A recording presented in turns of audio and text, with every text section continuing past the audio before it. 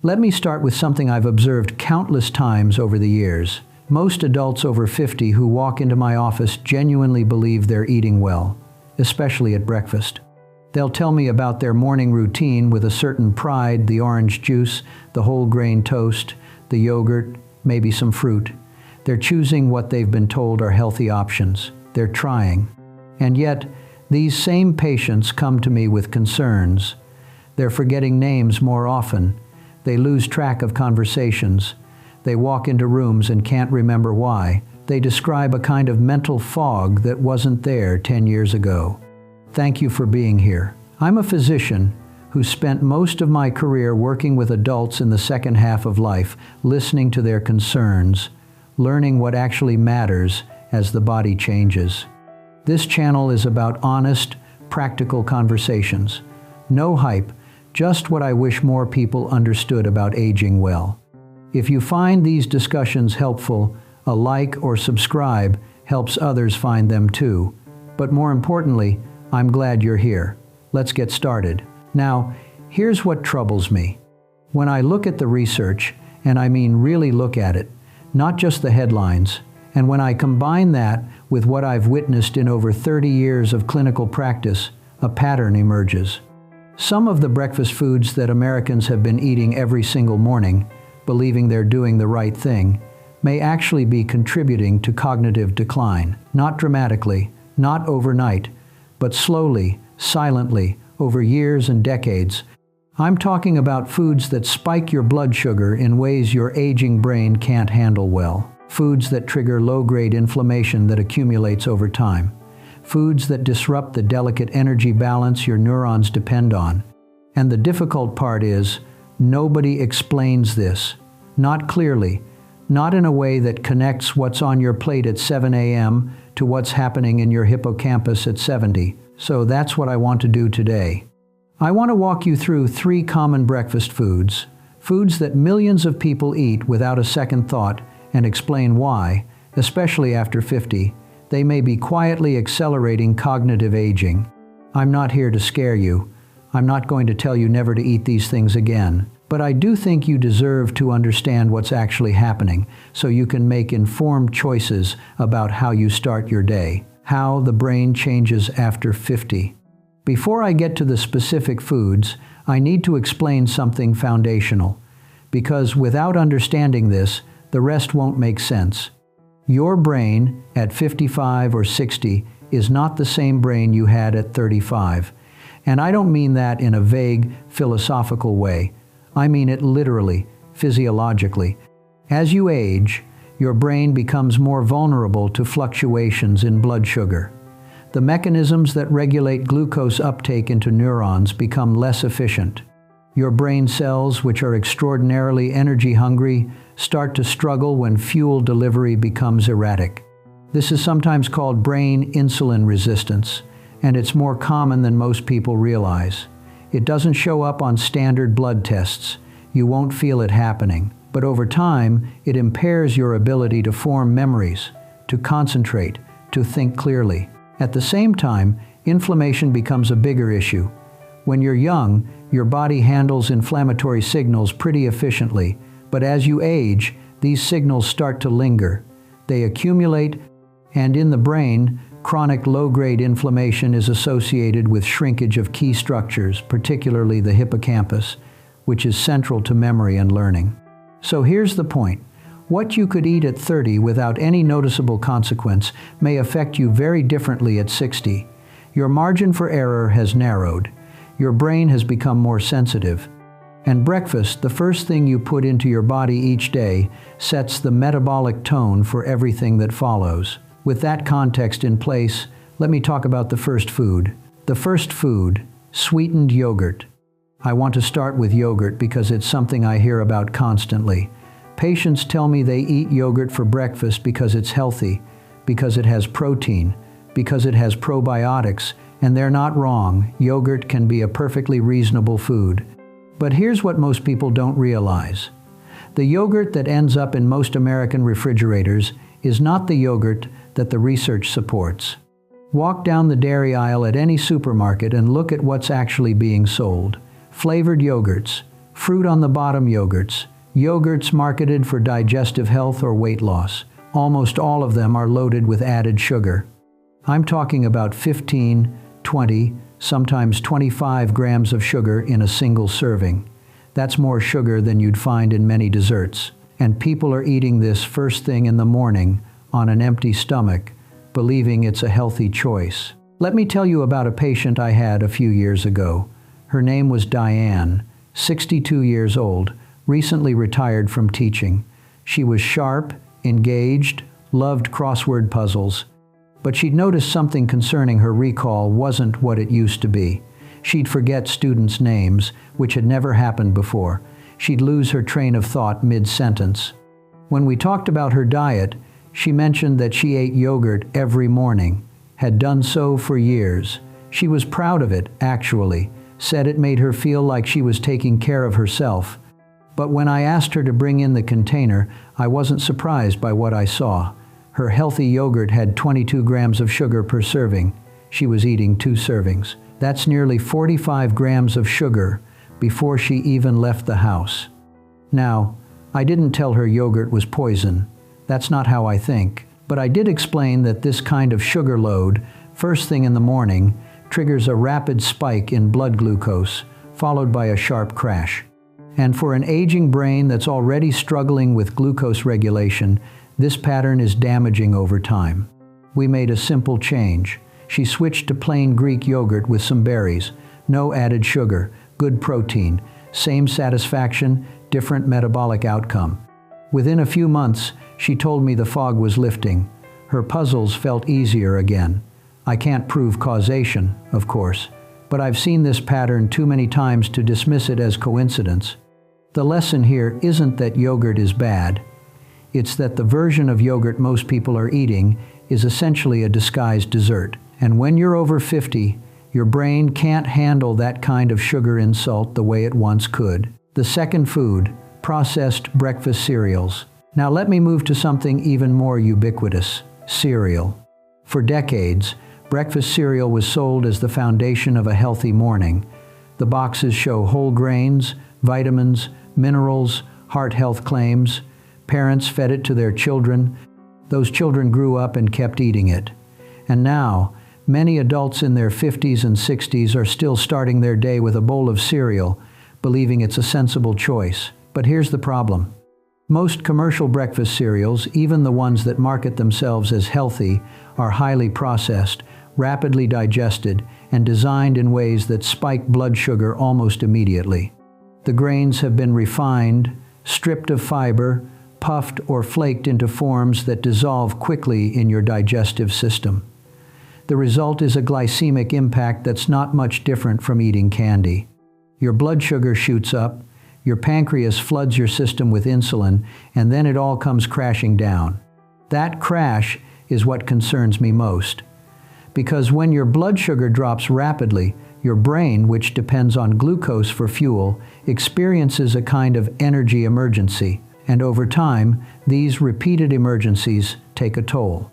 I remember a patient, we'll call him Walter, 67 years old, former accountant. He came to me with concerns about his memory. He'd always been precise, detail-oriented, but lately he was making mistakes, missing appointments, feeling mentally sluggish in the mornings. When I asked about breakfast, he described exactly what you'd expect. A bowl of bran flakes with skim milk. Every day for 20 years, he thought he was doing everything right. But those bran flakes, despite the heart-healthy label, had almost no fiber once processed. And the skim milk added more fast-digesting carbohydrates. His morning was essentially a blood sugar roller coaster. We made some changes, replaced the cereal with eggs and vegetables most days, added some healthy fat avocado, olive oil. The response wasn't dramatic, but it was real. His mornings improved. His focus sharpened. He described it as feeling like myself again. What frustrates me is that this information isn't new. The research on glycemic index and brain health has been accumulating for decades, but the cereal industry is powerful. The messaging is everywhere. And most doctors, honestly, don't spend enough time talking about breakfast. So people keep eating these products year after year without understanding what's happening inside their bodies. And by the time they notice cognitive changes, the damage has been accumulating silently for a long time. I want to be clear. I'm not saying you can never eat cereal, but if you're eating it every day and you're over 50 and you're noticing changes in your mental sharpness, that's a connection worth examining. The third food, fruit juice. Now, let me talk about the third one, and in some ways, this is the hardest because it's wrapped in the most positive associations. Orange juice, apple juice, grapefruit juice. These beverages have been marketed for generations as wholesome, natural, essential to a healthy morning. People drink them believing they're getting vitamins, antioxidants, a burst of energy. And to be fair, fruit juice does contain some nutrients. But what it mostly contains is sugar.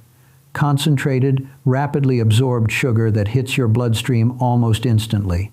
A glass of orange juice, even fresh squeezed, no sugar added, contains about the same amount of sugar as a can of soda, sometimes more. And because there's no fiber to slow digestion, that sugar is absorbed almost immediately. For a young, metabolically flexible person, this might not be a big deal. But for someone over 50, especially someone with any degree of insulin resistance, and that's most of us by that age, whether we know it or not, this is a significant metabolic event. What happens is this. Your blood sugar spikes, your brain is flooded with fuel, but the delivery is too fast and too unstable. Then the crash comes, and your brain is left scrambling. Over time, these repeated cycles of spike and crash are associated with increased inflammation, reduced hippocampal volume, and accelerated cognitive aging. I had a patient, I'll call her Marion, 58, still working in marketing. She was experiencing what she called brain freezes, moments where she'd lose a word, forget what she was doing, feel disconnected. She was worried about early dementia, which ran in her family. When we went through her habits, one thing stood out. She drank a large glass of orange juice every morning, followed by coffee with sugar, sometimes a banana on top of that. Her breakfast was almost entirely fast-digesting carbohydrates. I didn't lecture her. I explained the biology. I told her that eating the whole orange with its fiber, which slows sugar absorption, is fundamentally different from drinking the juice. I suggested she try switching to water or unsweetened tea in the morning and save the fruit for later in the day, preferably alongside protein or fat. It took a few weeks, but she noticed a difference. The brain freezes became less frequent. Her mornings felt clearer. She wasn't cured of anything. She didn't have a disease to cure, but her brain was functioning better because she'd removed a daily insult she didn't know she was causing. That's the thing about fruit juice. It feels innocent. It feels healthy. It's associated with childhood and vitality, but for an aging brain, it's often too much, too fast. And when consumed every day, it adds up. Why these foods became popular? I think it's worth pausing here to acknowledge something. None of these foods became breakfast staples by accident. They were marketed, promoted, subsidized, in some cases, built into cultural habits that are now several generations deep. The cereal industry spent decades convincing Americans that a bowl of processed grain was a healthy start to the day.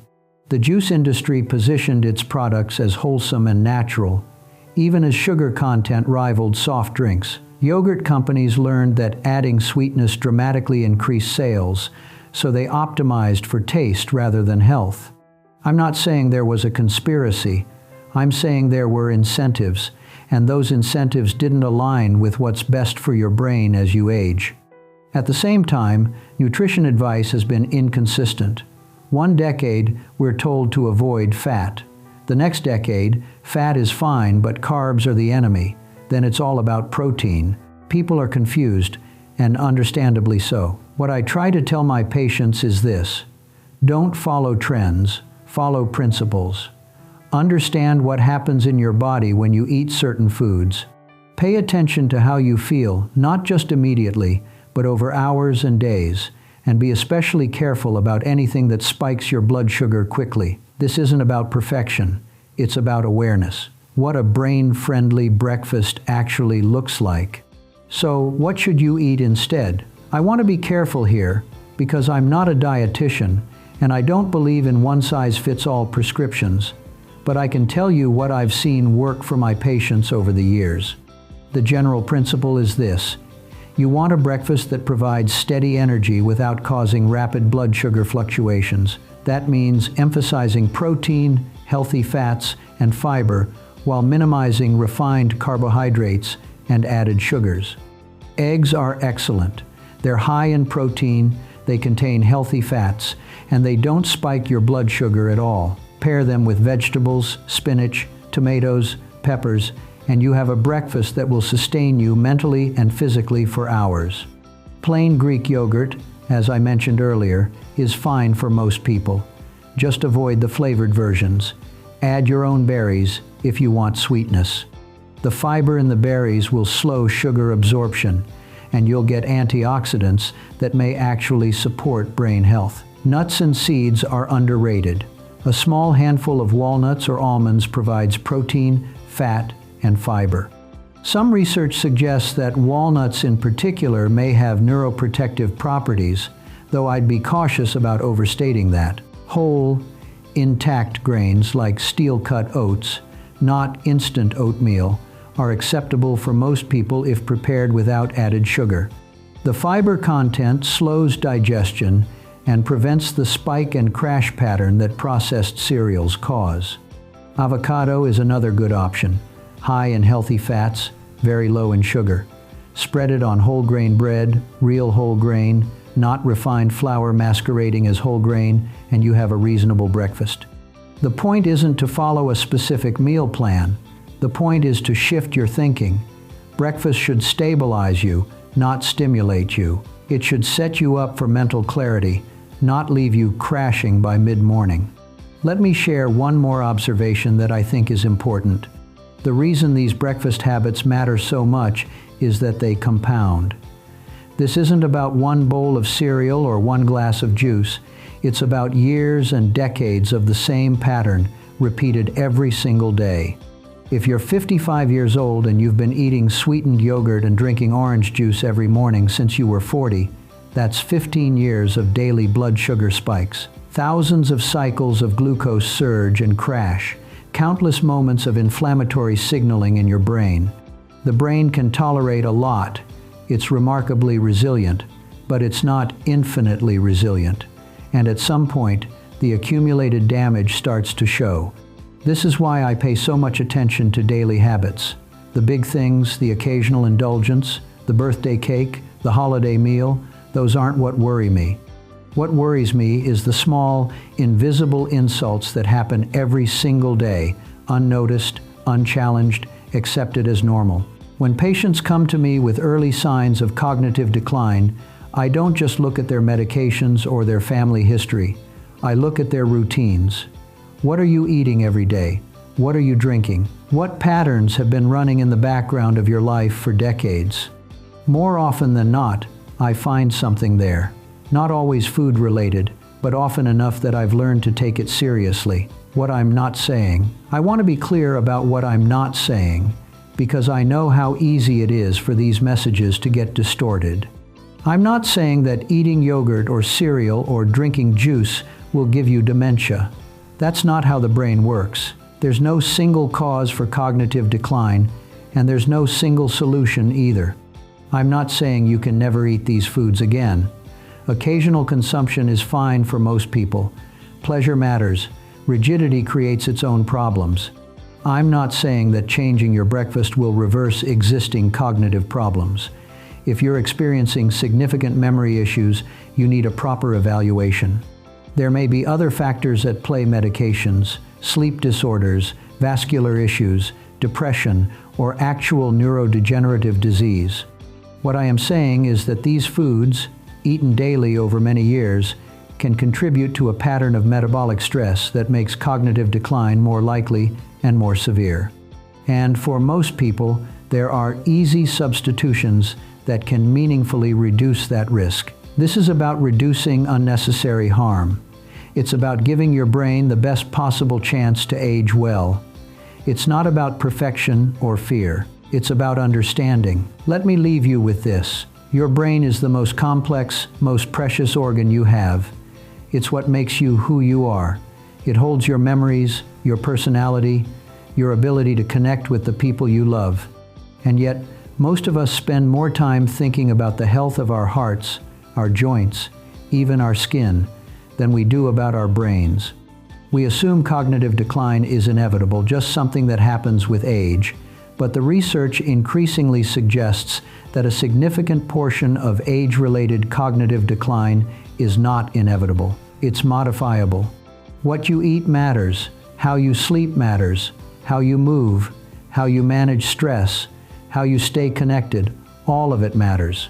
Breakfast is just one piece, but it's the first piece of every day, and getting it right creates a foundation that supports everything else. So I'd encourage you to take a look at your morning routine, not with guilt, not with anxiety, but with curiosity. What are you actually eating? What's in those foods?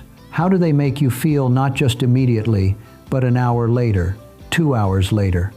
If you've been experiencing fog, forgetfulness, or mental sluggishness, consider whether your breakfast might be contributing. Try making some changes for a few weeks. See what happens. You don't need a dramatic overhaul. Sometimes small adjustments make a real difference, and at this stage of life, those differences matter more than ever. I always appreciate hearing from people who watch these videos. If you've noticed changes in how food affects you as you've gotten older, or if you've found breakfast strategies that work well for you, share that in the comments. Your experiences might help someone else who's struggling with the same questions. And if you found this useful, take a moment to share it with someone you care about. Not because I need the views, but because this information isn't reaching enough people, and it should. Take care of yourselves, take care of your brains, and I'll see you in the next one.